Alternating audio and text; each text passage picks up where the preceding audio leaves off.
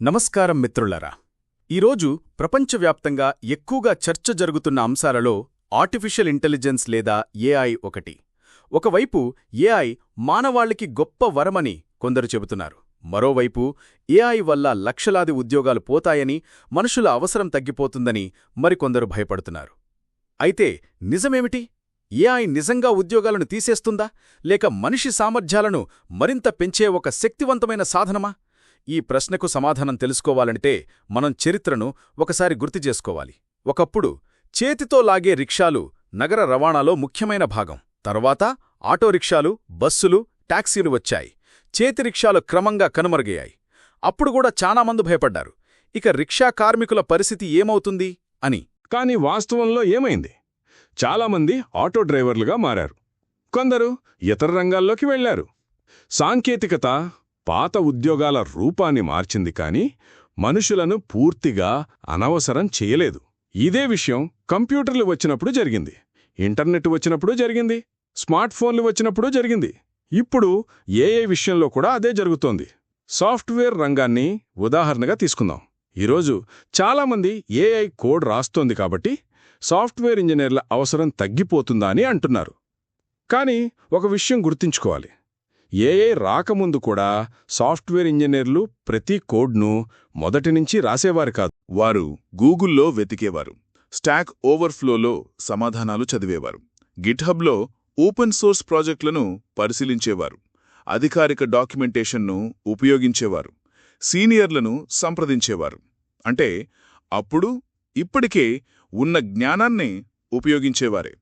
AI వచ్చిన తర్వాత మారిందేమిటంటే, గంటలపాటు వెతకాల్సిన సమాచారాన్ని ఇప్పుడు కొన్ని సెకండ్లలో పొందగలుగుతున్నాం.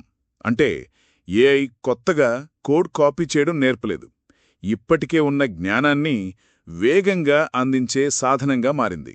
అందుకే ఏఐ యొక్క అతిపెద్ద ప్రయోజనం ఉద్యోగాలను తొలగించడం కాదు, ఉత్పాదకతను పెంచడం. మరి ఏఐ అందరి ఉద్యోగాలను తీసేస్తుందా? చరిత్రను చూస్తే సమాధానం చాలా స్పష్టంగా కనిపిస్తుంది.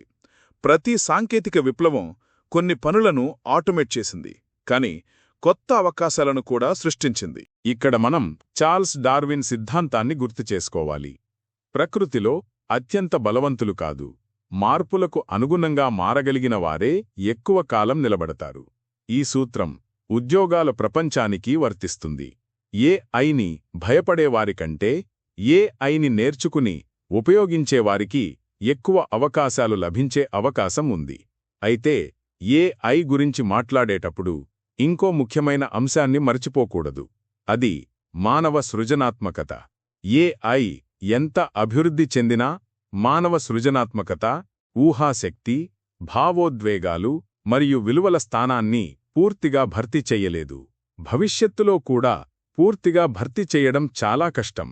ఈరోజు ఏఐ సాధనాల వల్ల దాదాపు ప్రతి ఒక్కరూ సంగీత దర్శకుడిగా మారవచ్చు, ప్రతి ఒక్కరూ సినిమా నిర్మాతగా మారవచ్చు, ప్రతి ఒక్కరూ యానిమేటర్గా, గ్రాఫిక్ డిజైనర్గా లేదా కంటెంట్ క్రియేటర్గా మారవచ్చు. ఒకప్పుడు లక్షల రూపాయల పెట్టుబడి అవసరమైన పనులు ఇప్పుడు ఒక కంప్యూటర్ లేదా మొబైల్ ఫోన్తో సాధ్యమవుతున్నాయి. కానీ అందరికీ ఒకే సాధనాలు ఉన్నాయని అందరూ ఒకే స్థాయి కళాఖండాలను సృష్టించగలరా? ఖచ్చితంగా కాదు.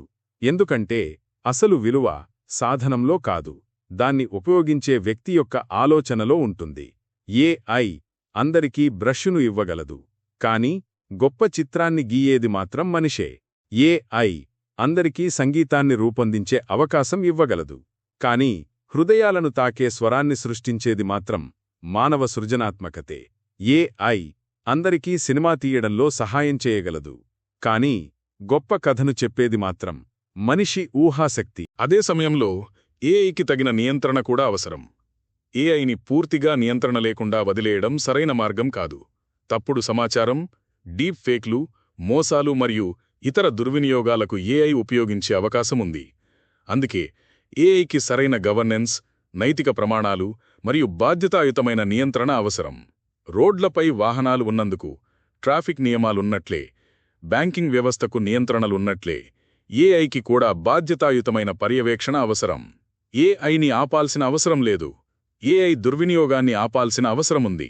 చివరిగా ఒక విషయం గుర్తుంచుకోండి, భవిష్యత్తు ఏఐది కాదు, ఏఐని సమర్థవంతంగా ఉపయోగించగలం మనుషులది.